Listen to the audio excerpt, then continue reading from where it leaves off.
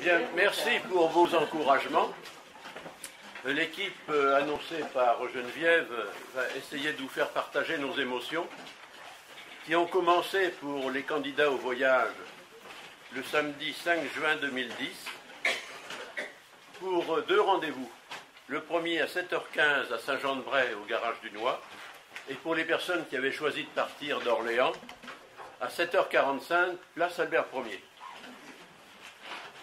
Nous constatons que tous les candidats au voyage sont ponctuels, avec dans la poche la carte d'identité ou le passeport en cours de validité. Et donc, rien ne nous retient pour partir à Paris, pour prendre à l'aéroport de Paris-Charles de Gaulle l'avion à destination de Florence, sur un vol régulier d'Air France assuré par la compagnie CityJet, qui est une filiale d'Air France. Le départ a lieu à 13h05. À 15h, la petite troupe débarque à Florence, où nous sommes accueillis par notre guide accompagnateur Graziano et notre chauffeur Ugo. Pour un transfert, alors, Florence, nous prenons la direction de Montecatini Terme, à gauche, voilà, pour un transfert à l'hôtel Reale, où se retrouvent donc les 31 acteurs de ce nouveau scénario. Voilà, ce sont des visages connus, n'est-ce pas? Vous n'avez pas constaté d'intrus dans ce groupe. Et ceux qui y étaient ne se sont pas trop changés. Alors, la visite proprement dite de la Toscane du Nord commence le dimanche 6 juin par la cité de Lucca et dans l'après-midi de ces villas. Alors, quelques mots sur l'historique de la cité. C'est une ancienne fondation ligure qui passe sous domination étrusque, puis devient une importante colonie romaine en 180 avant Jésus-Christ. Elle domine ensuite la Toscane et devient commune libre en 1162. En 1314, elle tombe sous la domination de Pise, puis retrouve son indépendance grâce à l'énergique condottiere Castruccio Castracani. Et grâce à la prospérité acquise par le commerce de la soie et l'exploitation des carrières de Carrare, elle domine Pise et Pistoia au XIVe siècle. Alors, je m'arrête un instant sur ce personnage Castruccio. Il est né en 1281 à Lucca, dans une famille inféodée aux Gibelins, les Antelminelli. C'était un fuoruscito, c'est-à-dire un réfugié politique, car il fut contraint à l'exil par le clan des Guelfes Noirs, on appelait ainsi ceux qui étaient proches de Boniface VIII, pape de 1294 à 1303. Il fut contraint à l'exil donc vers l'an 1300 à l'âge de 19 ans. Après la disparition de ses parents à Ancône, où il s'était réfugié, il se voit au métier des armes. Devenu condottiere, il permit à la cité, tombée entre les mains de Pise, de retrouver son indépendance en 1314. Et, comble de l'infortune pour un condottiere, un chef de guerre, il mourut en 1328, victime d'une pleurésie. Au siècle suivant, Paolo Guinichi devient seigneur de la ville et les arts fleurissent sous sa gouverne. Mais la cité est victime d'une grave crise économique et d'épidémies de peste au XVIIe et XVIIIe siècle. Et Florence exerce alors son emprise sur la cité, qui ne peut s'en affranchir qu'en rachetant sa liberté. La ville reste ensuite indépendante jusqu'au XIXe siècle, lorsque Napoléon l'offre à sa sœur Elisa en 1805, la rattachant ainsi au Grand-Duché de Toscane. Voilà pour la petite histoire, très résumée. L'essentiel des monuments se trouve dans la vieille ville, entourée par les remparts, qui permettent de faire le tour de la ville et constituent ainsi une agréable promenade que l'on appelle la Passeggiata delle Mura. Impatients d'investir la cité, les Accorfiens jouent les passe-murailles et se regroupent Piazzale et Verdi. Alors on voit ici la passeggiata qui contourne la cité. Donc nous nous retrouvons Piazzale et Verdi. Puis, par la Via San Paolino, nous atteignons la Piazza Cittadella pour découvrir la Casa di Puccini, 1858-1924, qui est la maison natale de l'auteur de la Bohème, où il composa tous ses chefs-d'œuvre. Voilà le personnage, Piazza Cittadella.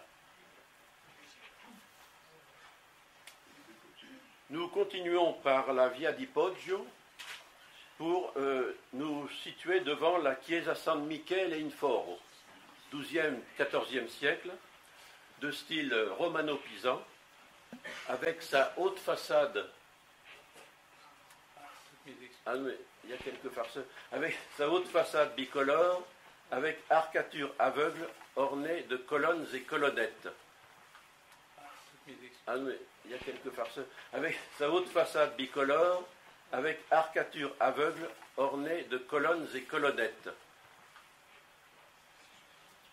Voilà. Réalisé par des artisans toscans et surmonté d'une immense... et surmonté d'une immense statue de Saint-Michel, terrassant le dragon entouré de 2 anges musiciens. C'était donc San Michele in Foro. Nous continuons par la Via Roma et nous croisons un autre compositeur, compositeur et musicien, brillant violoncelliste, Luigi Boccherini, 1743-1805.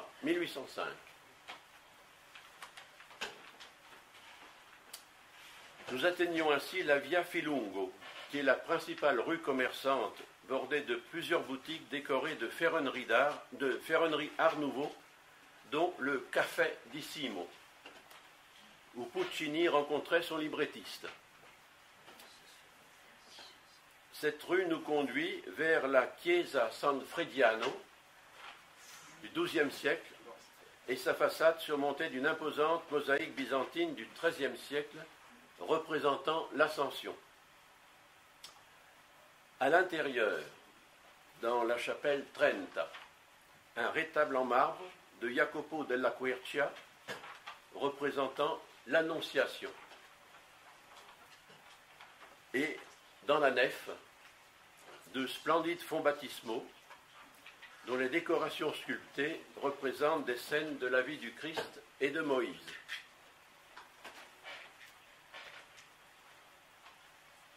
Nous arrivons devant l'Anfiteatro Romano, 2e siècle avant Jésus-Christ, dont les pierres ont servi à construire palais et églises. Son souvenir se maintient dans la forme elliptique de la Piazza del Mercato, où, évolution des mœurs, les Ferrari ont remplacé les gladiateurs. Nous sommes trouvés, lors d'un regroupement fréquent en Italie de propriétaires de Ferrari. À proximité, via Sant'Andrea, voici la Torre dei Guinigi, la famille dont j'ai parlé, du XIVe siècle, 232 marches, et puis au-dessus des chaînes Rouvres. C'est le dernier vestige d'un ensemble de maisons médiévales qui appartenait à cette puissante famille qui régna sur la cité au XIVe et XVe siècle. Nous retournons via Filungo pour admirer une autre tour médiévale, la Torre Civica delle Ore, du XIIIe siècle. Vous pouvez même nous suivre ponctuellement, vous voyez. Il est 4h moins le quart. Sur notre parcours, un aimable Lucquois nous indique la direction de la Piazza Napoleone, que la sœur de Napoléon, Elisa Bacciocchi, fit percer. Ici, c'est une vue de l'ancien palais ducal. nous continuons Piazza San Martino vers le Duomo, avec son campanile incrusté dans la façade, dont c'est une particularité, qui présente une superposition de galeries aveugles décorées de colonnettes et ornées de frises aux motifs floraux, géométriques et animaliers.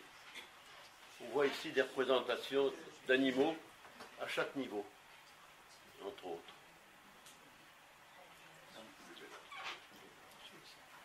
Ouais. Sur les portails principaux, de splendides reliefs du XIIIe siècle de Nicola Pisano et Giudetto da Como, illustrant la vie de Saint Martin.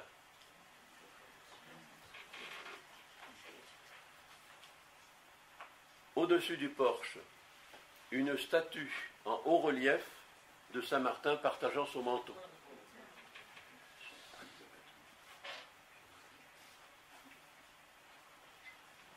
Au milieu de la nef, nous découvrons le Tempietto, un délicat kiosque octogonal de Matteo Civitali, réalisé entre 1482 et 1484, qui abrite le Volto Santo. Alors, quelques mots sur celui que l'on appelle le Saint-Voulte. Il s'agirait, selon la légende, d'un crucifix sculpté par Nicodème juste après la crucifixion. L'objet aurait été perdu puis rejeté par les flots en Toscane, à Luni.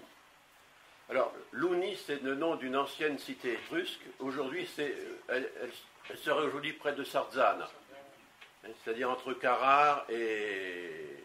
comment la cité? Viareggio. Oui, Viareggio. Sa renommée était telle que l'image figurait jadis sur les monnaies de la ville. L'œuvre actuelle est une copie du XIIIe siècle.